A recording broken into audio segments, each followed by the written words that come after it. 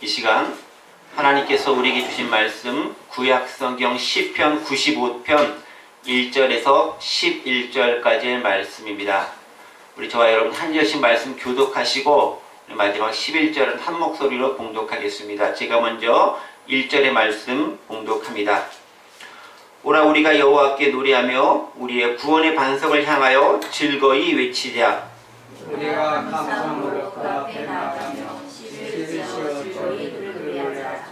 여호와는 크신 하나님이시요 모든 신들보다 크신 왕이시기 때문이로다. 깊은 곳에 그의 손안에 있으며 산들의 높은 곳도 그의 것이다. 바다도 그의 것이라 그가 만드셨고 육지도 그의 손이 지으셨도다.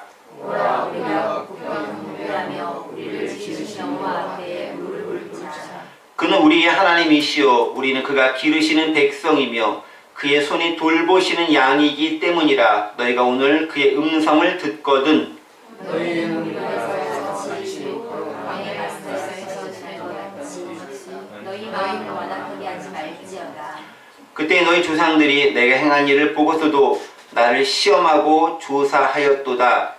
내가 40년 동안 그 죄가 있나이다 의심하여 이르기를 그들 마음이 미혹된 백성이라 내게 알지 못하였다. 함께 봉독합니다. 그러므로 내가 노하여 맹세하기를 그들은 내 안식에 들어오지 못하리라 하였도다. 아멘. 네. 원래 오늘은 부활주일이어서 부활주일 관련된 말씀을 선포해야 되는데 그건 한 주간 연기해서 다음 주일에 선포하기로 하겠고요. 오늘은 특별히 좀 시편에 있는 말씀을 가지고 함께 은혜를 나누고자 합니다. 요즘 코로나19로 인해서 예배를 모여서 드리기가 정말 쉽지 않은 그런 때가 되었습니다. 특히 방금 말씀드린 것처럼 오늘이 부활절임에도 우리가 여전히 온라인 중심 예배를 드릴 수밖에 없는 형편입니다. 원래 오늘부터는 함께 모이는 예배를 계획했고 또 그렇게 지난주 광고도 했고 또 몇 차례 광고를 했는데 제가 계속 양치기 소년이 되어가고 있어요. 자꾸 이렇게 한 말 또 번복하고 참 저도 참 민망하고 무한한데 어쩔 수 없습니다. 정부의 사회적 거리두기 차원에서 계속 이렇게 좀 압박을 좀 가해오고 그렇게 할 걸 요구하고 있으니까 또 교회된 입장에서 한 번을 거절하고 또 우리만 가겠다라고 하는 것들도 덕이 되는 것이 아니라 생각되어져서 그 정책에 맞추어서 이번 주까지는 온라인 중심 예배를 이렇게 나아가고 있습니다. 특별히 저희 교회 같은 경우 이렇게 큰 교회가 아닌 작은 교회다 보니까 공간이 이렇게 넓지가 않아요. 그래서 어른들은 이렇게 좀 띄엄띄엄 앉으면은 대충 이렇게 규격에 맞게 앉을 수 있는데 사무실에서 드려야 될 아이들 뭐 몇 명 되지는 않지만 걔네들끼리 또 취급받고 막 그래야 되는데 그러다 보니까 아무래도 공간적인 그런 장소적인 어려움이 저희가 함께 모여 예배하는 것은 쉽지 않다 그런 생각을 합니다. 때문에 부활절 감사 예배는 다음 주를 한 주 연기해서 드리도록 하겠고요. 그래서 오늘은 지난 주간에 사실 마무리했던 예배와 관련된 주제 설교를 한 주 더 연장해서 오늘까지 마무리하는 걸로 제가 고민해서 준비를 좀 해봤습니다. 특별히 오늘은 예배의 자세와 공동체성과 관련된 부분들을 가지고 함께 좀 은혜를 나누려고 하고요.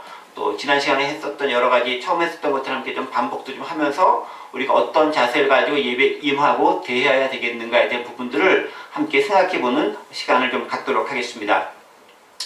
2020년이 시작되면서 1월 첫 번째 주, 두 번째 주는 저희가 주제 설교 관련된 말씀을 정했고요. 세 번째 주부터 예배 순서에 대한 것을 가지고 설교 말씀을 진행해 오고 있습니다. 오늘이 그 13번째 시간이 되겠습니다.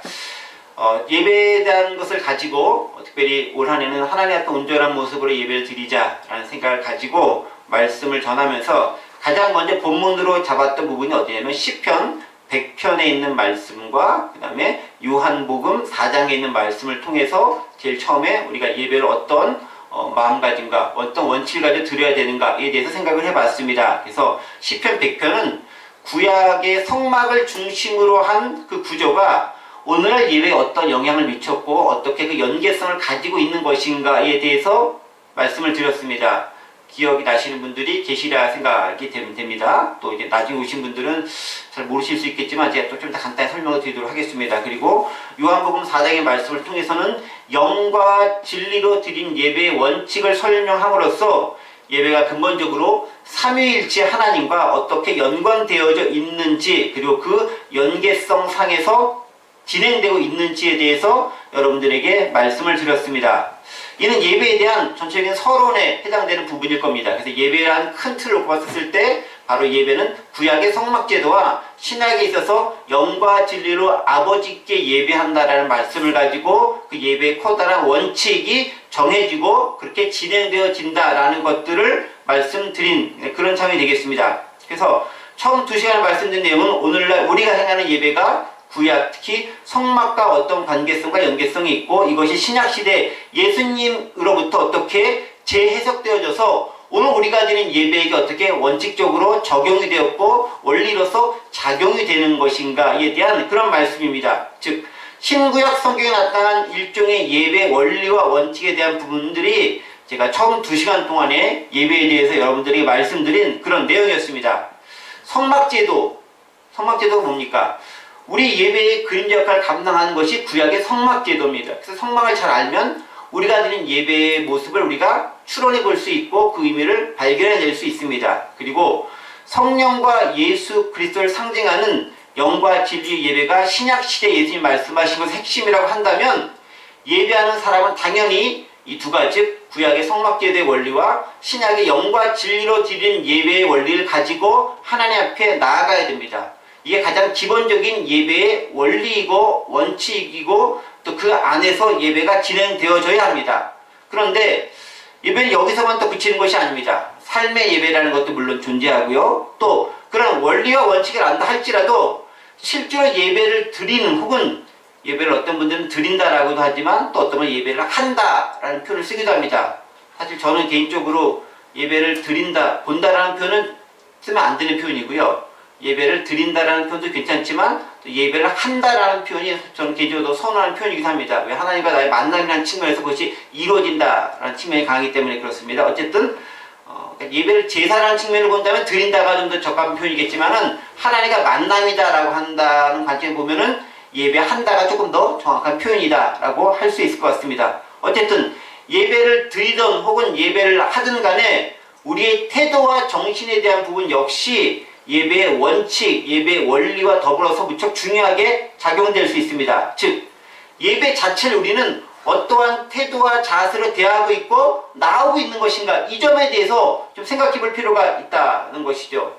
지금 이곳에서 혹은 온라인을 통해서 또 삶의 터전에서 여러분들이 있는 그곳에서 예배 드리고 있는 많은 분들이 계십니다. 그럼 나는 도대체 어떤 마음가짐과 자세로 지금 이 자리에 나와 있는 것인가?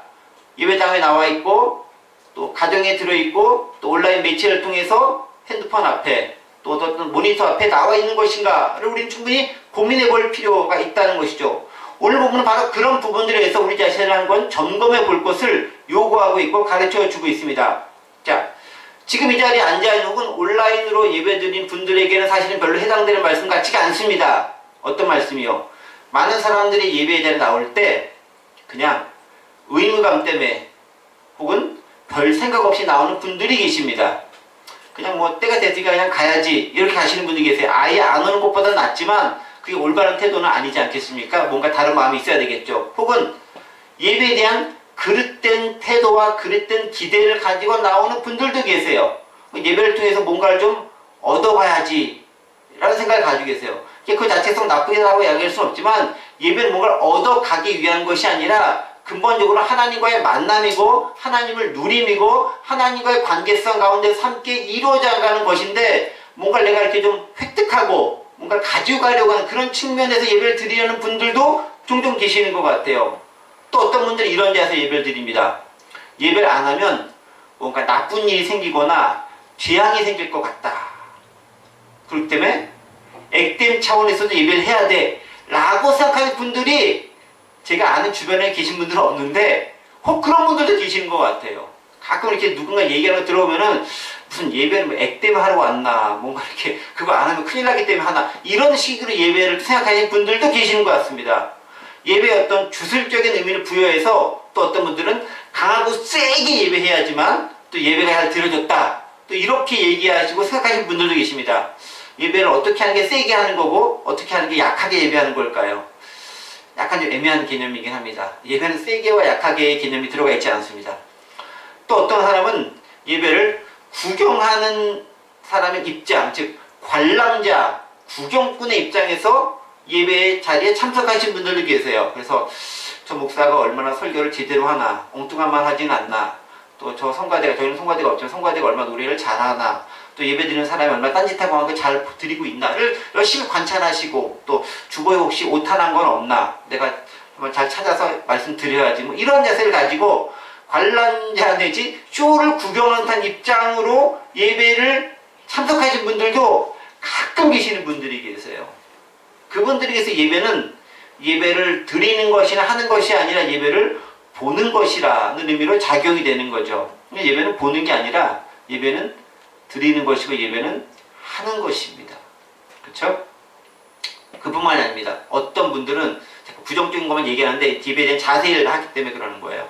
어떤 분들은 더러 예배를 취미생활이나 여가를 즐기기 위한 사전 단계쯤으로 즐기는 분들이 계세요. 즉 뭐냐면 예배보다는 예배 끝난 다음에 그 다음 행사에 관심이 있는 거예요.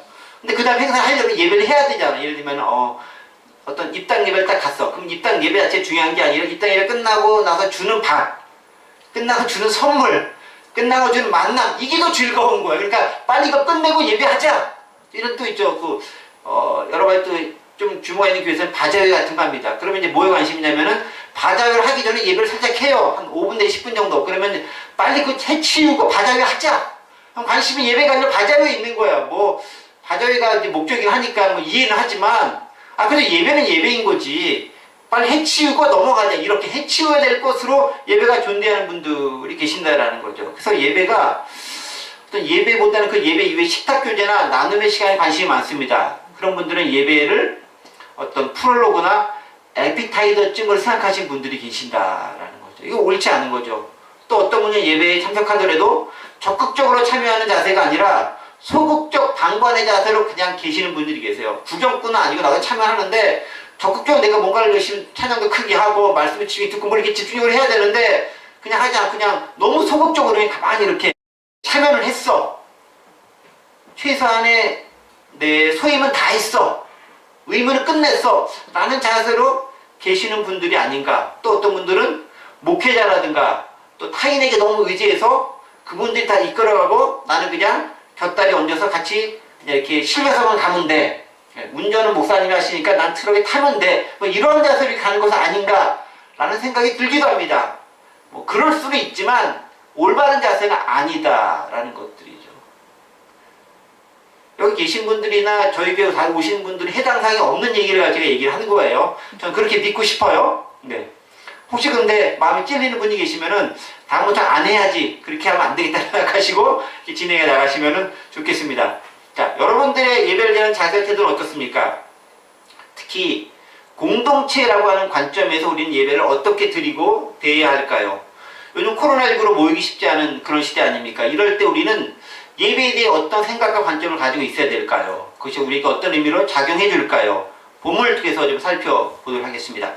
자, 오늘 본문 시편 95편은 우리의 예배 자세에 대해서 이야기해 주고 있는 그런 본문입니다. 시편 95편은요, 정확하게 저자가 누구인지 성경에 명시적으로 기록되어져 있지 않습니다. 보통 다른 시편들 보면은 뭐 누가 썼다, 뭐 저자가 누구다, 뭐 아삽이다, 다윗이다, 솔로몬이다, 뭐 이렇게 기록되어져 있는데 95편은 기록이 되어져 있지는 않습니다. 다만 전에 내려오는 이야기에 의하면 혹은 학자들의 말에 의하면 다윗이나 혹은 다윗의 생각을 이어받았던 사람이 지었을 것으로 추정하고 있습니다. 또 문체 자체가 워낙 다윗이 썼던 것들과 비슷하기 때문에 다윗일 것으로 많이 생각하고 있습니다. 그런데 본문을 보면 알겠지만 내용은 철저하게 95편은요, 하나님은 어떤 분이시고 그 하나님에 대해서 우리가 어떤 태도와 자세를 가지고 나아가야 하는가에 대해서 이야기해주고 있습니다. 다시 말해서 우리가 예배자라면 어떤 마음과 태도를 가지고 예배에 임해야 되고 또 그렇게 하는 이유가 무엇인가에 대해서 95편은 우리에게 설명해주고 있다는 것이죠. 오늘날 우리가 드리는 예배가 사실은 예수님께서 정의하신 영과 진리로 아버지께 드린 예배 기초에서 예배를 드리고 있긴 하지만 그럼에도 불구하고 예수님의 이 말씀은 그냥 어느 날 뚝 떨어진 것이 아니라 구약 시대부터 있었던 성막이라든가 그 여러 가지 있었던 제도들을 사실 예수님께서 재해석하면서 말씀해 주신 것이기 때문에 시편 95편 역시 예수님께서 말씀하신 내용의 근간이 되어지는, 즉 기절 이루고 있는 부분들에서 중요한 역할을 하는 중요한 말씀들로 구성이 되어져 있습니다. 그러니까 95편 역시 우리가 예배를 어떻게 행해야 되고 어떤 자세를 가지고 드려야 하는지에 대해서 잘 설명해 놓은 그런 본문이다 라고 말할 수 있습니다. 조금 자세히 보도록 하겠습니다. 자, 먼저 오늘 본문을 보면은 1절과 6절은 최소한 오늘 본문 시편 95편을 봤는데 1절과 6절은 우리가 예배로 나오는 기본적인 자세가 무엇인지에 대해서 이야기해주고 있습니다. 근데 시편 95편 1절 6절을 보면요, 첫 부분이 상당히 비슷한 구조로 되어져 있는 것을 알 수 있습니다. 1절과 6절 함께 보겠습니다. 1절 먼저 보시면 알겠지만 여기 오라 우리가 여호와께 노래하며 우리 구원의 반석을 향하여 즐거이 외치자라고 기록되어 있습니다. 여기서 첫 번째 중요하게 받을 건 뭐냐면 오라 우리가 여호와께 노래하자라는 구절입니다. 이렇게 하자. 오라 우리 노래하자. 6절도 한번 보겠습니다. 6절 나왔습니다.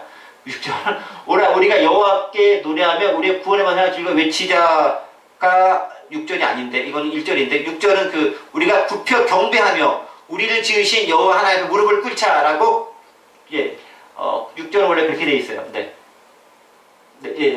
그냥 이거. 네. 우리가 굽혀 경배하며 우리를 지으신 여호와 앞에 무릎을 꿇자라고 되어져 있습니다. 그러니까 이게 앞부분 비슷하죠. 오라 우리가 굽혀 경배하며 1절은 오라 우리가 여호와께 노래하며 라고 하면서 오라 뭐 하자라는 형태로 되어져 있습니다. 영어로 보면요 come let us라고 되어 있어요. come let us 오라 뭐 하자라고 되어져 있습니다. 근데 1절은 노래하며 구원의 반석을 향해 즐거이 외치자라는 거고 6절은 굽혀 경배하며 우리를 지신 여호와 앞에 무릎을 꿇자라는 게 6절 내용이에요. 9절은 비슷한 거예요. 똑같은 형태예요. 오라 뭐 하자 형태로 되어져 있어요. 되어져 있다는 거죠. 자, 그러면 보겠습니다. 시편 기자가 이 말씀 우리를 예배의 자리에 초래하면서 두 가지 측면에서 이야기를 하고 있는 거예요. 1절은 뭘 얘기하냐면 오라 우리가 여호와께 노래하며 구원의 반석을 향해 즐거이 외치자. 오자. 어떻게? 기쁨으로 노래하고 소리치면서 예배당으로 나오자라는 거예요. 그 다음에 6절 이하는 뭐냐면은 다음으로 그 예배당에 왔으면 성소에 왔으면 어떻게 성소를 통해서 지성소로 나갈 것인가에 대해서 얘기합니다. 그럼 어떤 자세? 굽혀 경배하며 우리를 지으신 여호와 앞에 무릎을 꿇자라는 자세예요. 이건 참 어디서 좀 들었던 것과 비슷한 표현 아니겠습니까? 어디서 들었던 것과 비슷합니까? 제가 처음에 성막 제도를 가지고 예배에 대한 것을 설명해 주면서 기호를 설명해 주면서 우리가 어떤 자세로 성막을 와야 될지 성막에 들어와서 어떤 자세로 지성소까지 나가야 될지를 설명했던 부분들 여러분들 기억을 하실 수 있을 것입니다. 여러분 그 내용들과 똑같다라는 거예요. 즉 구약시대 성막 제도가 바로 예배의 모습을 디자인하고 있는데 그때 성막에 나아오면서 혹은 성막문을 들어가면서 예배의 자세가 어떤가에 대해서 말씀을 드렸습니다. 어떤 자세로 성막까지 나온다 그랬죠? 감사와 찬양을 통해서 성막문까지 나온다라고 했습니다. 여러분 그 시편 100편 4절에 있는 말씀을 보겠습니다. 시편 100편 4절 중요한 말씀인데요. 여기 감사함으로 그의 문에 들어가며 찬송함으로 그의 궁정에 들어가서 그의 감사하며 그의 이름 송축할지어다. 이 시편 100편에 있는 말씀이에요. 여기 보면 알겠지만 여기 문은 뭐냐면 성막문을 얘기하는 거예요. 어떻게? 감사함으로 그 문에 가는 거예요. 그 다음에 어떻게? 궁전은 어디냐면은 성전 뜰이에요. 성막 뜰이에요. 어떻게? 찬송함으로 궁전 그 뜰에 들어가서 그에게 감사하며 송축할지어다. 찬송할지어다 라고 얘기합니다. 그러니까 성막이 있는 성경이 있는 곳에 나오는 그 자세는 뭐냐? 감사와 찬송을 가지고 나온다라는 거예요. 여러분 성막 사진 혹시 좀 있나요? 네, 여기 있죠.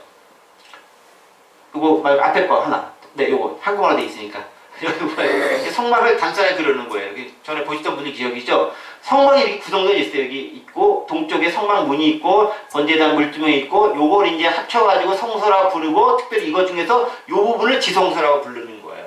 그런데 감사와 찬송을 나오는 것은 여기에요. 여기 와서 성막문을 지날 때 감사함으로 들어가서 이 성막뜰을 밟을 때는 찬송함으로 해야 된다라는 거예요. 우리식으로 얘기하면은 예배당에 올 때는 감사함으로 예배당 뜰에 딱 들어와서는 찬송함으로 있어야 된다라는 거예요. 근데 제가 예배 시작할 때 감사와 찬송함이 제 마음에 별로 넘치지 않아가지고 오늘 이 얘기를 해야 되는데 참 마음이 어렵다고 생각했는데 지금 많이 풀렸어요. 감사함으로 찬송하면서 은혜를 주셔서 이게 또 역시 감정을 하는 게 아니구나. 말씀에 의지해서 나아가면 또 변하는구나 하는 것을 경험하게 됩니다. 그렇게 들어온다라는 거예요. 지금 이 얘기가 시편 95편 1절에 그대로 기록되어 있는 거예요. 뭐라고요? 오라 우리가 하나님 앞에 나오자라는 거예요. 어떻게 나오자? 노래하며 구원의 받을 즐거이 외치자. 2절은 또 뭐라고 되어 있냐면 1절과 2절 연결된 2절은 뭐라고 되어 있냐면 2절은 뭐라고 되어 있습니까?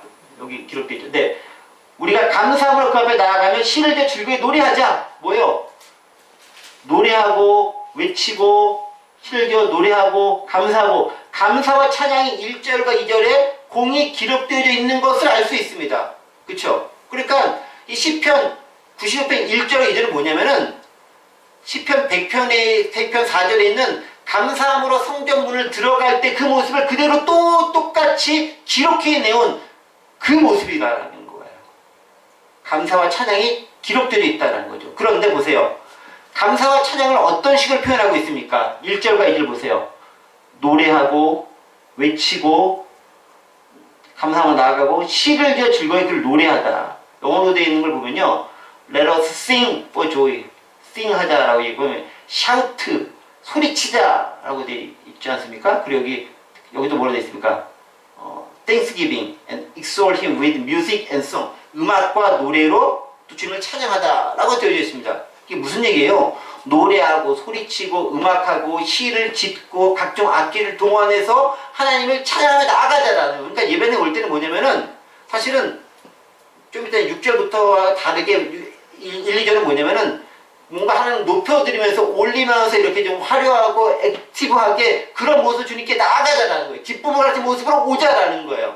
예배에 올 때 우리 자세는 그런 마음인 거예요. 기쁘고 감사하고 즐겁고 행복하고 찬양이 가득한 모습으로 나오는 게 우리의 자세여야 한다는 것을 우리에게 이야기할 수 있습니다. 그리고 어떻게 상당히 다양한 방법으로 찬양할 수 있는 거예요. 노래도 하고 찬송도 하고 소리도 지르고 사실 춤도 추고 글 잘 쓰는 사람은 시를 쓰기도 하고 또 어떤 글을 잘 써가지고 글을 읽기도 하고 춤 잘 추는 사람은 이렇게 댄스로도 하고 좀 못 추는 사람은 살짝 흔들기도 하고 뭐 여러 가지 표현을 하면서 하나님께 올려드리는 거다라는 거예요.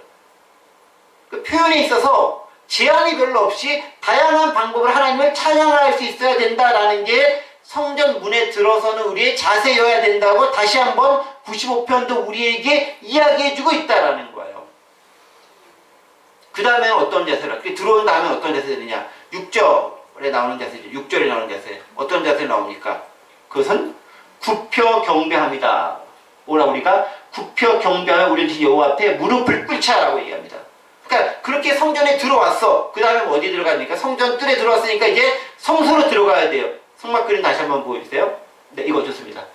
이것도 좋고, 예배의 흐름도거든요. 예배 흐름도인데 이렇게 들어와서 여기서 이제 그 번제장과 물두멍을 통해 성전 뜰을 밟아서 성막 뜰을 밟아서 그 다음에 어디 가냐면 여기서 끝나는 게 아니라 여기까지는 화려하고 기쁘게 액션을 취하면서 활동적으로 해야 됩니다. 그 다음에 일로 들어가야 되는 거죠. 이게 성소를 들어가야 되는 거죠. 성소를 들어간 다음에는 활동적인 모습들이 좀 잦아들게 돼 있어요. 그 다음 어떻게 되느냐? 이 안에는 하나님과 직접 만남의 자리거든요. 여기까지는 하나님의 만나서 지대하는 자리고 여기는 만남의 자리가 되는 거예요. 만남은 어떻게 되느냐? 지극히 높은 하나님을 만날 때 우리의 자세가 어떻게 되느냐? 굽혀 경배하고 무릎을 꿇는 자세가 된다라는 거예요. 여기 들어올 때 그냥 들어가지 않죠. 어떻게 들어갑니까? 여기 알겠지만 이게 진설병상을 거치고 여기는 이제 그 금초대를 통과해서 여기 이제 그 분향단을 살짝 비치고 휘장을 통과해서 지성소에까지 들어가면은 여기 법궤가 있는 지성소에 들어가서 하나님을 만날 수 있습니다. 여기가 이제 성소 지성소 들어가는 이 자리가 됩니다. 그래서 여기가 이제 그 진설병이 있는 것이 바로 이제 그 예수 그리스도를 상징하는 것, 생명의 떡이신 예수님 상징하는 것이고 금초대가 있는 것이 빛이신 조명하신 성령을 상징하는 것을 지나서 기도를 통해 우리가 이곳에 있는 하나님과 임재의 자리에 만남을 가질 수 있다는 것을 우리가 발견할 수 있습니다. 자, 그렇죠. 이 진설병과 금초대 사이를 지나서 하나님을 만나러 가는 이 자리, 하나님의 존전을 나아가는 그 자리, 이게 바로 성소와 특별히 지성소의 모습이다라는 것이고 우리의 예배가 그렇게 진행된다는 거예요. 예배당에 올 때는 기쁨과 감사와 찬양을 가지고 활기찬 받고 그 다음 예배 자리에 참석해서 말씀을 듣고 하나님과 만남이 있는 그때는 어떻게? 무릎을 꿇고 경배하며 낮아지는 모습이 있어야 된다는 겁니다. 왜? 하나님 앞에 나오는데 하나님은 어떤 분인가요? 가장 전능하신, 지존하신, 지극히 높고 크신 그 하나님 앞에 섰을 때 우리는 당연히 낮아질 수밖에 없는 거예요. 나보다 엄청 높으신 분이 딱 있으면 당연히 나는 수그리할 수밖에 없는 거예요. 머리가 숙여지고 무릎이 꿇어지고 허리가 굽혀질 수밖에 없는 거예요. 위대한 분이 내 앞에 딱 서 계시는데 내가 어떻게 꼿꼿이 들고 이렇게 하겠어요. 올 때는 기분 좋게 그렇게 하고 오지만 들어와서는 엎어질 수밖에 없는 거예요. 그래서 경배라는 게 뭐냐면 경배가 결국은 내가 낮아지면서 급을 높여드리는 거예요. 경배라는 것이. 나를 낮추고 하나님을 높이는 것입니다. 그래서 예배는 결국 내가 낮아지는 거고 하나님을 높이는 거라는 거죠. 만남의 순간이 그렇다는 것입니다. 경배의 핵심은 나를 낮추고 하나님을 높이는 것에 있다는 거예요. 예배의 순간에 우리는 자신을 낮추고 있는지 또 하나님을 잘 높이고 있는지 우리는 생각을 해봐야 한다라는 거예요. 그래서 예배 순간에 우리의 관심은 나를 낮추고 하나님을 높여야 되는데 불구하고 예배를 통해서 나만 더 높아지려고 하고 있지는 않은지 내 필요만 채우려고 하고 있는 것은 아닌지 왜 나한테 이런 은혜를 주시는 건 너무 당연하고 좋은 것이긴 한데 은혜만 그렇게 막 은혜를 안 줬다라고 막 이렇게 갈급해있는 것은 아닌지 나 중심적으로 하려고 하는 것은 아닌지 이런 부분들을 우린 예배 가운데서 생각해 봐야 한다라는 거죠. 왜? 예배의 중심은 지극히 높으신 하나님과 만남 앞에 내가 엎어지는 것이기 때문에 그렇다라는 거예요. 겸손한 자세가 될 수밖에 없다라는 거죠. 근데 그런 마음가짐과 그런 자세가 있다고 한다면은 우리가 예배를 나올 때 우리의 그런 마음이 어떻게 몸으로 표출될 수 있는 것인가도 고민해 봐야 되는 거예요. 내가 지난번에 살짝 얘기했던 것처럼 예전 어르신들은 예배당에 나올 때 제일 좋은 옷으로 입고 나왔고요. 또 어떤 분들은 예배당에 올 때 가장 아름다운 것으로 만들어서 나오신 분들도 계시는 거예요. 왜? 하나님 앞에 나아가는 거기 때문에 가장 좋은 것을 보여드리는 거예요. 물론 이제 내가 그 입고 나온 걸 보고 사람들이 보고서도 이렇게 칭찬도 하고 이렇게 잘했다라고 하는 것도 하지만 그건 부차적인 것이고 기본적으로 하나님 앞에 나오는 것이기 때문에 누가 보든 안 보든 상관없이 그런 모습으로 가장 좋은 것으로 하나님께 올려드리면서 나는 낮아질 수밖에 없는 모습이 우리의 예배에 임하는 자세여야 하고 그렇게 해야 된다는 것을 얘기하고 있습니다. 자, 그렇다면 조금 더 자세히 설명해 보겠습니다. 우리가 그렇게 감사와 찬양 또 구표 경배함을 통해서 성전을 통해서 하나님과의 만남의 자리까지 나아온다라고 이야기했습니다. 그렇게 나아가게 된 이유가 무엇인가에 대해서 성경은 또 우리에게 기록해서 알려주고 있어요. 시편 95편은 왜 그렇게 해야 되는 것인가에 대해서 이야기해주고 있습니다. 어딘가 보겠습니다. 시편 95편 3절의 말씀을 보겠습니다. 자, 3절의 말씀을 보겠습니다. 아까 95편 1절과 2절에 특별히 뭘 얘기했냐면 우리가 하나님 앞에 여호와하고 노래하고 구원의 만을 향해 즐거이 외치자라고 이야기를 했습니다. 그런데 그것이 왜 가능해야 되고 왜 그렇게 해야 되냐면 이라고 하면서 3절에 얘기합니다. 3절 말씀 제가 함께 한번 읽어볼게요.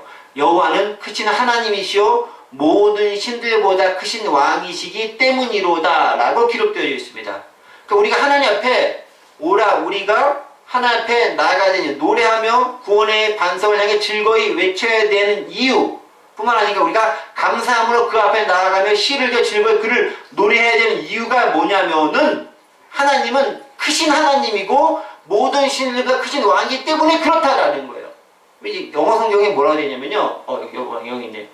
For the Lord is the great God, the great King of all gods라고 되어 있어요. 여러분, for라는 단어가 쓰고 있잖아요. 왜냐하면 왜 그렇게 우리가 감사하며 기쁨으로 여호와께 나아가야 되냐면 하고 그 이유를 설명하는 거예요. 이 아래 문장이. 왜? 주님은 아주 위대한 왕이 하나님이시고 the great King of all 모든 신들 중에 가장 위대한 그런 신이시기 왕이시기 때문에 그렇다라고 얘기합니다.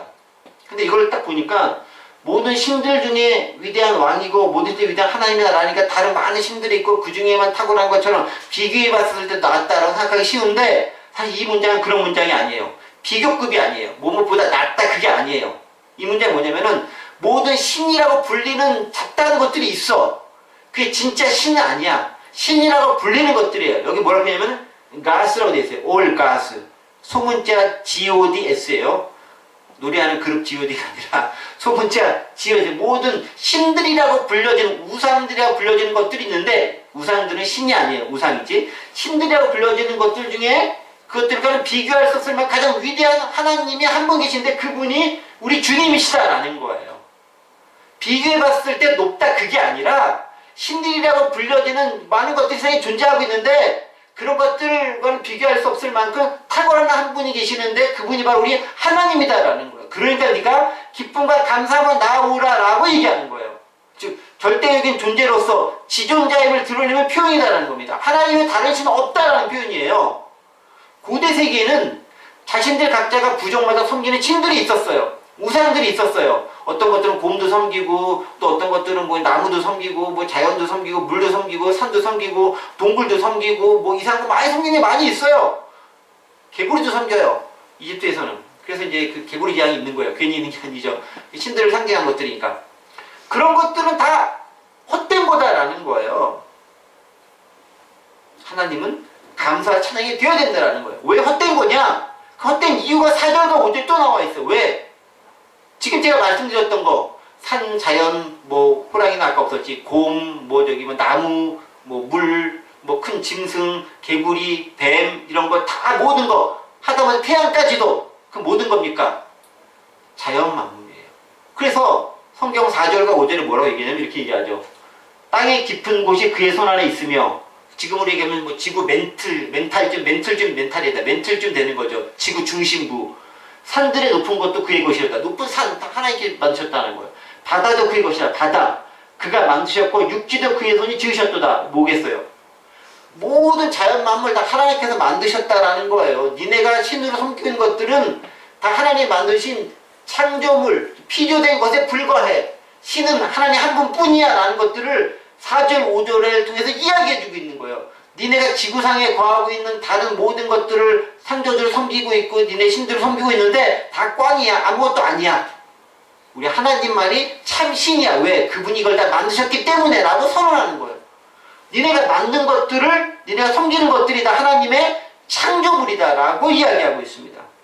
때문에 하나님은 찬송과 감사의 대상이 되어야 한다. 온 우주와 천하 만물의 창조주이기 때문에 우리가 하나님을 찬양하고 하나님께 감사할 수밖에 없다라는 거예요. 그렇다면 찬양과 감사의 이유가 그거예요. 그럼 우리가 굽혀 경배하는 이유는 또 뭐일까요?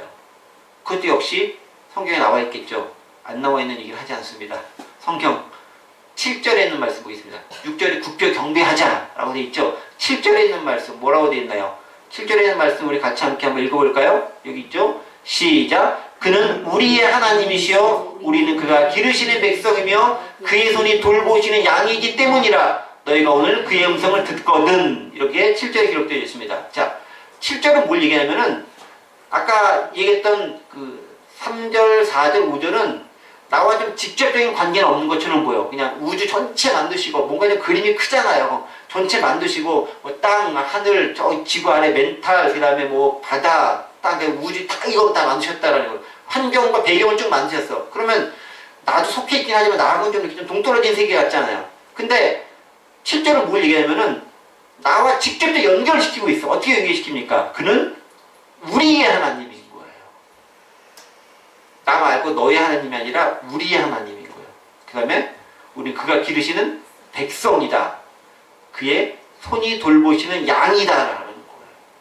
그러니까 직접 하나님께서 나와 관계성을 가지고 하나님은 우리의 왕이 되시고 우리는 그분의 백성이 되고 하나님은 우리의 목자가 되고 우리는 그분의 양이 된다라는 즉 돌봄의 관계 가운데 지켜주심의 관계 가운데 우리가 처하게 됐다라는 관계성 가운데 있다라는 거예요. 그러니까 앞쪽에서 찬양과 경배하면서 하나님의 놀라운 업적 자체를 찬양해 나가는 겁니다. 그 다음에 굽혀 경배하는 이유는 뭐냐면은 나를 구원해시고 나와 직접 관계성을 가지고 이끌어 나가시고 돌보시고 내 모든 것들 주관해 나가신 분이기 때문에 내가 굽혀 경배할 수밖에 없다는 거예요. 아무런 관계가 없는 분이 아니라 나와 직접 관계를 맺으신 그분이기 때문에 그렇다라는 거예요.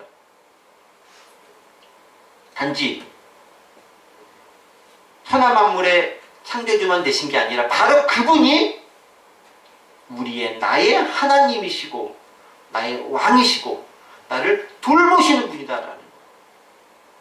그 놀라운 경이로움이 내 앞에 딱 다가가는 순간 나는 엎어질 수밖에 없다라는 거예요. 더하여 이 돌보시는 하나님은 우리가 죄악에 빠져 죽음의 구렁텅이에 빠져 있었을 때 어떻게 합니까? 예수 그리스도를 통해서 우리를 죄에서 구원해 주시는 분이신 거잖아요. 창조주이신 그분이 구원자이신 그분으로 우리와 직접적으로 연관을 맺고 계신다라는 거예요. 그러니까 우리는 경배하는 그 이유가 우리의 구원주이신 그분으로 인해 경배하며 나아갈 수 있다라는 거예요. 그러니까 정리하면 창조주 하나님이 우리의 감사와 찬송이 되는 것이라고 한다면 구원의 하나님은 우리의 경배의 이유가 된다라는 거예요. 창조주 하나님 우리가 높여서 찬양합니다 라고 하지만 구원의 하나님은 내가 엎드러지면서 경배하는 그 하나님으로 작용이 된다라는 겁니다. 우리는 바로 그 사실을 자각하면서 찬송과 감사하고 예배와 경배의 자리로 나아갈 수 있어야 돼요. 그래서 제가 지금 그렇게 하고 있지 않은데 예전에 제가 한참 지금도 젊지만 더 젊었을 때 예배할 때는 찬양하고 하다가 엎어진 적도 좀 있어요. 이렇게 막 이렇게 높여서 찬양하고 손 들고 찬양하다가 또 어느 때는 이렇게 너무 깊은 하나님의 만지신 가운데 구원자심이 경험되면 그냥 그 자리에서 엎드리는 거죠. 엎드리고 속을 숙여서 이렇게 땅바닥에 이렇게 엎드려서 경배한 적이 있습니다. 예전에 지금 박정관 목사님이라고 혹시 아실까 모르겠어요. 그쵸? 아시죠? 그분이 예전에 충신교회에서 경배 찬양을 하시면서 예배에 대한 것을 인도하신 적이 있습니다. 저는 그때 가서 열심히 들었던, 이제 제가 청년일 때 그분이 전도사님이셨고 이제 나중에 신학하셨지만 들었던 그때 기억인데 그분이 한때 그런 간증을 하신 적이 있어요. 어느 공항에 비행기를 타고 딱 내려가지고 땅에 공항에 내렸는데 갑자기 자기 마음가운데 깊은 곳에서 들린 음성이 있는 거예요. 큰 소리로 막 이렇게 들린 게 아니라 깊은 울림으로 들린 음성이 있어요. 뭐냐면은 땅에 내려가자마자 엎드려라 이런 음성이 들리는 거예요. 그래가지고 그분이 아니 주님 생각을 좀 해보세요. 공항이에요, 공항. 갑자기 제가 그러면은 사람들이 뭐라 그러겠습니까? 말이 안 돼. 라고 해서 애써 외면하려고 하는데 계속 강하게 그 음성이 들리더라라는 거예요. 그 음성을 듣고 그분이 결국은 이기지 못하고 순종을 했습니다. 공항에 내리자마자 엎어지는 거예요. 그것을 하나님을 경배했다라는 거죠. 그러니까 그때 하나님께 주시는 그 감동과 감격 그리고 그 땅이 선교지를 밟았던 그 땅이 하나님의 것입니다를 선포하면서 하나님 이 땅에서도 하나님은 경배 받으셔야 마땅합니다라는 것을 상징적인 모습을 표현했다라고 그분은 그렇게 해석하시면서 저희들에게 말씀해 주셨던 장면이 지금 기억이 나요. 경배가 있는 거죠, 경배. 네. 지금 그 박정강 목사님은 이제 여기서 공부하시고 교수 사역도 하고 계세요, 지금. 네. 아마 성서 해석학 아마 전공하신 걸로 제가 알고 있습니다. 그게 우리의 예배 자세다라는 거죠. 찬양과 경배가 합쳐져서 예배가 되어져야 된다라는 것입니다. 자, 그런데 지금 말씀드렸던 이런 감사와 찬송, 경배와 예배는 모두 우리의 마음에도 연관이 있지만 행위와 행동으로도 표출되는 거예요. 지금 말씀드렸듯이 찬송, 경배, 높이고 내가 낮아지고 이런 거잖아요. 이게 마음만 가지고 되는 게 아니라 몸으로 표현이 되어져야 이게 진짜 모습으로 된다는 거죠. 즉 우리의 예배는 지식적인 생각과 마음가짐도 중요하지만 그것을 외적으로 표출해내는 것도 역시 중요하다는 거예요. 표현하지 않으면 안 되는 거예요. 하나님 제 마음 아시죠? 라고 하고 이렇게 마음만 갖고 표현하지 않으면 하나님 물론 아시죠. 네. 그래도 좀 표현도 좀 하지 이렇게 말씀하실 것 같아요. 사람 사이도 그렇잖아요. 제가 제일 못하는 게 그 표현하는 건데 하나님도 역시 표현하기를 원하신다라는 거예요. 감사와 찬송, 경배, 예배 모두 내적인 마음을 외적으로 표현할 때 온전해질 수 있습니다. 단지 마음만 갖는 것이 중요한 것이 아니라 그것을 적절한 방법으로 표현해내야 한다는 거예요. 그리고 이런 내적 상태의 외적 표현은 신앙생활에 있어 무척 필수적으로 작용합니다. 우리가 소리내어 찬양하고 몸으로 춤추고 엎드려 경배하고 낮추는 것은 모두 내적인 마음의 외적인 표현에 불과하다라는 것입니다. 그런데 이렇게 내외적인 우리의 하나님 향한 마음과 자세는 나 혼자 개인적으로도 표출되지만 특별히 공동체적으로 표현된다는 거예요. 오늘 또 핵심적으로 드리고자 하는 말씀이 여기 있는 거죠. 어떻게? 공동체적이다라는 거예요. 이건 기독교의 특징으로서 연관이 있습니다. 기독교는 언제나 혼자 혹은 홀로인 적이 없어요. 항상 기독교는 공동체적으로 존재합니다. 예수님의 부활 승천 이후에 마가의 다락방에 모인 120명의 사람들에게 성령이 임재했습니다. 그로부터 오늘날의 교회가 시작됐습니다. 바로 그때부터 지금까지 교회는 항상 공동체적으로 존재하는 거예요. 나 혼자만 예수 잘 믿으면 되지. 이건 무척 이기적이고 개인적인 신앙인데 이것을 통해 교회가 온전해지지 못해요. 나 혼자만 예수 믿고 구원받는 것에 그치는 종교가 아니라 무척 이기적인 건데 기독교는 이기적이 아니라 이타적이에요. 더불어 존재하며 함께 생활하며 신앙을 함께 만들어가며 지금까지 존재해 왔습니다. 예배에서도 마찬가지예요. 예배는 당연히 공동체적으로 행해지는 거예요. 물론 우리는 혼자서 경건의 시간 보낼 수 있어요. 혼자서 여러분들 집에서 성경도 보시죠.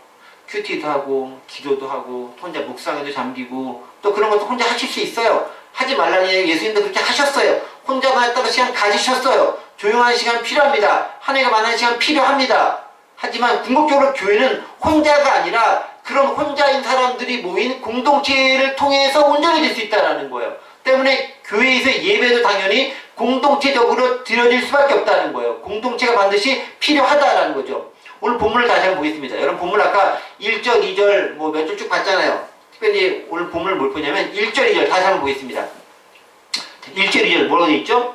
오라 우리가 여호와께 노래하고 우리의 구원의 반석을 향해 즐거이 외치자. 2절 우리가 감사하고 나아가자 라고 되어 있습니다. 우리 되어 있죠.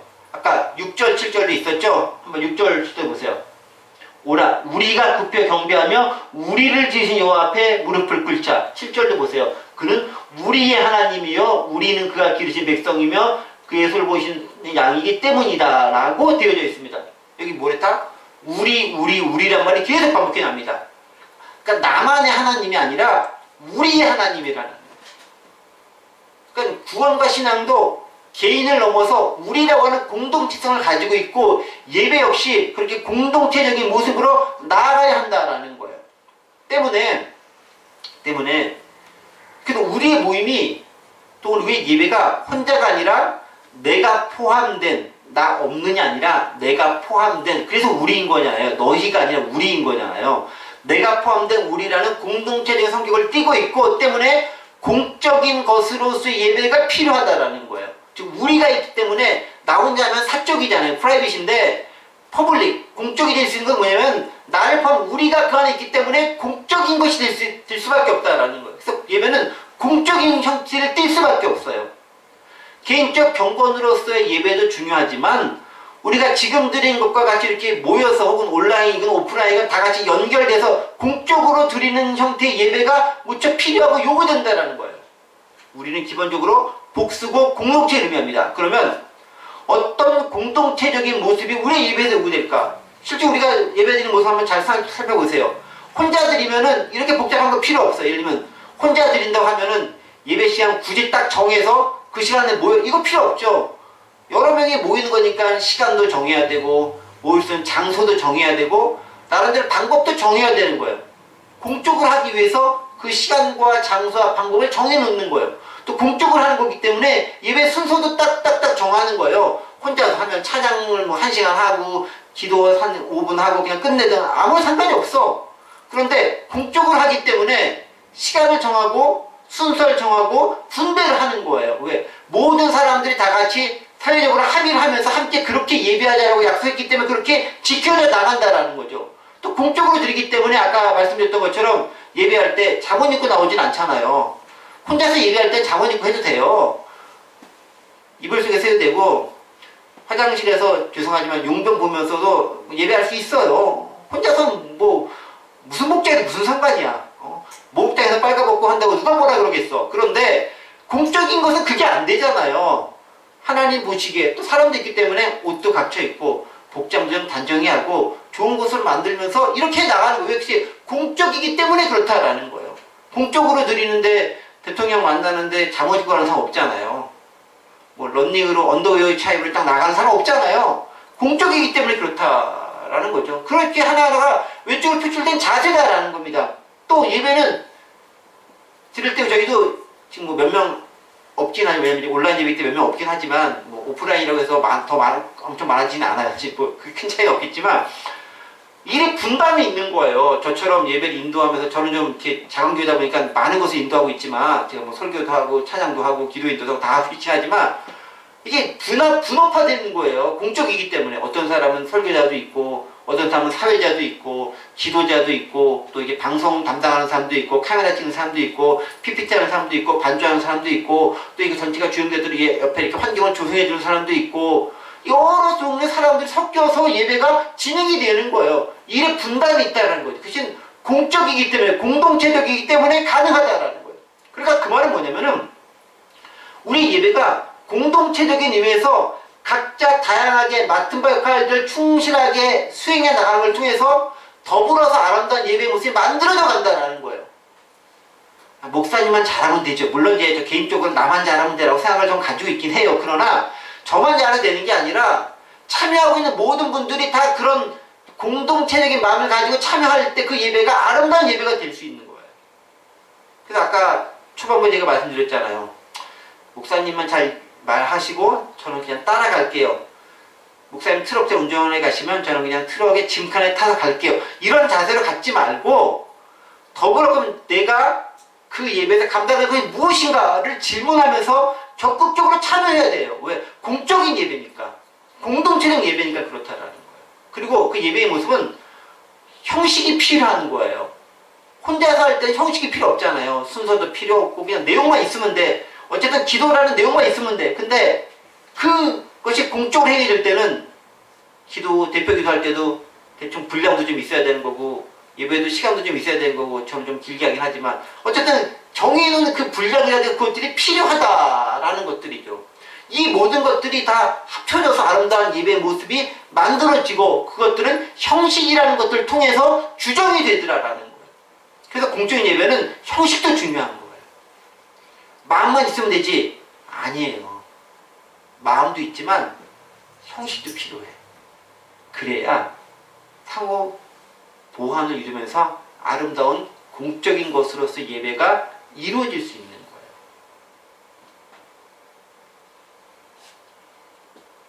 그런데 한 가지만 마치도록 하겠습니다. 이런 예배의 형식적인 부분도 결국은 마음에서 나와요. 마음에서. 어떤 마음에서 나오느냐? 8절, 9절, 10절에 있는 말씀을 함께 보도록 하겠습니다. 예배 보면서 어떤 마음을 가져야 예배가 흐트러지지 않게 잘 갈 수 있는가를 8절, 9절, 10절에서 이야기해 줍니다. 제가 한번 읽어볼게요.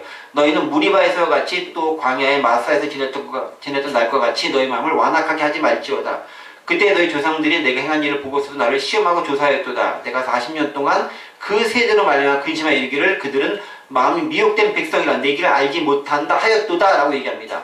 자, 한참 예배의 자세에 대해서 이 얘기를 쭉 했습니다. 그러다 갑자기 뜬금없이 8절, 9절, 10절에서 이스라엘 백성들이 과거 잘못된 일을 또 끄집어냅니다. 어떤 일입니까? 마사와 무리바에서 이스라엘 백성들이 하나님을 시험했던 일을 다 끄집어내 있습니다. 내가 너희를 예비하기 위해서 끄집어내서 이스라엘 백성들 애굽에서 끄집어내서 예배하기 위해서 호렙산을 끄집어냈는데 니네가 거기서 제대로 예배하지 못하고 마음이 미혹되고 마음이 완악해져서 흩어졌다라는 거예요. 예배할 때 우리가 특별히 두 가지 마음을 조심해야 된다고 얘기합니다. 그 두 가지 마음이 뭐냐? 8절에서 무엇이라고 얘기하면 마음이 완악해졌다라는 거예요. 첫 번째 조심해야 할 마음이 완악한 마음. 그 다음에 10절 보면 두 번째 조심해야 할 마음이 미혹된 마음. 둘 다 마음을 완악하게. 10절은 마음이 미혹됐다라고 되어 있습니다. 그러니까 마음을 완악하게라는 말을 8절에 보면 영어로 뭐냐면은 Do not harden your heart라고 되어 있어요. 네 마음을 딱딱하게 하지 말라라는 거예요. 이 말이 어디 나왔냐면요. 하나님께서 바로의 마음을 그렇게 했어요. 바로의 마음. 완악하게 해가지고 이스라엘 백성이 가지 못하게 안 돼! 막 맞고 그러다가 엄청 깨지고 혼나고 그 다음에 자기 아들 죽고 막 그래서 그 다음에 비로소야 가 하고 내보냈다. 이게 이제 완악하게 됐다는 표현이 거기서 나오는 거예요. 마음이 하든됐다, 딱딱하게 됐다는 표현이 거기서 나오는 표현이에요. 이게 구약의 마사 무리바 사건에서 교훈을 얻을 수 있다라는 거죠. 그런데 이렇게 마음이 완악하게 됐다라는 것이 무슨 말이냐면은 딱딱하게 돼가지고 하나님을 하나님으로 받아들이지 않는 상태가 됐다라는 거예요. 그 말은 뭐냐? 믿지 않고 예배 자리에 그냥 앉아 있는 거라는 거예요. 불신앙의 마음으로 예배 자리에 있으니까 하나님을 시험하게 되는 거예요. 마스와 무리와 그거 있는 거예요. 하나님을 알았고 여전히 물 주세요, 뭐 주세요, 필요한 거 주세요, 주세요 해서 막 원망하는 거예요. 하나님을 제대로 신뢰하지 않는 거죠. 그래서 마음이 완악해졌기 때문에 신뢰하지 못한다라는. 그런데 우리가 그런 자세로 예배 가운데 있을 수가 있어요. 마음이 딱딱해져서 신뢰하지 못하지만 그냥 자리에만 앉아있을 수 있어요. 없는 것보단 낫겠지만 그게 아니다라고 얘기하고 있는 거예요. 그런 자세가 되면 안 된다라는 겁니다. 두 번째 자세가 뭐냐면은 마음이 완악해지는 거 첫 번째 문제는, 두 번째가 마음이 미혹해지면 안 된다는 거예요. 미혹하다. 미혹하다는 말이 무슨 뜻이냐면 영어 생각을 보니까 They are a people whose heart go astray. 네 마음이 여기저기 방황하고 있다는, go astray. 여기저기 왔다 갔다 하고 있다는 거예요. 정확한 목적들 찾지 못하고 이리 갔다 저리 갔다 목적지 없이 헤매고 왔다 갔다 하는 그 마음을 가지고 예배에 참석하고 있다는 거예요. 그 말은 뭐겠습니까? 예배의 본래 중요한 목적을 잃어버리고 그 목적을 잊어버리고 잘못된 것을 기대하고 있거나 아무 생각 없이 그 자리에 앉아있는 경우가 있다라는 거예요. 그래서 헛된 것에 미혹이 돼서 뭐 좀 이렇게 재미있는 거 없나? 뭐 좀 나한테 유익이 될 만한 거 없나? 예배 자리에 와서 앉아있는데 이거 사업으로 유익할 만한 아이디어 없나? 이런 걸 생각하고 있는 거예요. 마음이 go astray, 딴 데서 막 하고 있는 거죠. 이게 미혹되죠. 왜? 딴 데서 향하도록 악한 존재가 우리를 유혹해서 딴 데로 빠지게 하는 것이 미혹되는 거잖아요. 원래 가야 될 방향으로 안 가고 엉뚱한 데 가는 거 마찬가지예요. 하나님과의 만남을 향해 지성소로 나아가야 되는데 거기 안 가고 엉뚱한 데 가게 만드는 거잖아요. 그죠? 예배의 원래 의미와 목적을 잃어버리고 엉뚱한 곳을 가도록 하는 것을 주의하라는 거예요. 그래서 마음을 완악하게 하거나 미혹하게 하는 걸 주의하라는 겁니다. 자, 제가 첫 부분으로 넘어가겠습니다. 제일 처음에 예배 드릴 때 저희 공동체는 없지만 가끔 이상하게 드린 분이 계시다 그랬죠. 기억나십니까?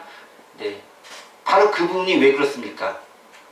마음이 완악하고 마음이 미혹하기 때문에 진짜 예배의 자세로 참여하지 못하고 엉뚱한 생각을 하거나 몸은 와 있지만 구경꾼으로 앉아있거나 비판과 판단의 자세로 앉아져 있거나 딴 생각하고 있거나 하나님과의 만남을 기대하는 것이 아니라 주술적으로 있거나 액땜을 기대하거나 이런 잘못된 형태가 나올 수밖에 없다라는 것입니다. 말씀을 정리합니다. 우리 예배의 자세는 어떻습니까? 하나님 앞에 감사와 찬양을 통해 나아가야 됩니다. 굽혀 경배하며 나아가야 됩니다. 그리고 그것은 우리의 몸과 마음으로 동일하게 표현이 되어야 됩니다. 그리고 그렇게 표현되어진 것들은 공동체적으로 나타나야 됩니다. 나 혼자만 하는 것이 아니라 더불어 함께 예배드리며 나아가야 됩니다. 공동체는 형식을 표현하고 있습니다. 그렇게 형식적으로 표현된 것 가운데의 모습을 통해서 우리 아름다운 구예배 공동체를 만들어 갈 수 있습니다. 그러나 그러기서 중요한 것은 우리의 마음을 여전히 바로 잡아야 됩니다. 완악하거나 미혹하게 되는 것을 통해서 딴 생각을 하거나 불신앙을 가지고 앉아있다면 온전한 예배의 자세를 우리는 가질 수 없을 것입니다. 이제 우리의 마음을 다시 한번 하나님께 집중하고 하나님 앞에 온전히 맞추는 것을 통해서 찬양과 경배함을 통해서 하나님의 온전한 만남을 더불어 이루어져 갈 수 있는 아름다운 예배를 만들어 나가는 저와 여러분들 되시기를 간절히 원합니다.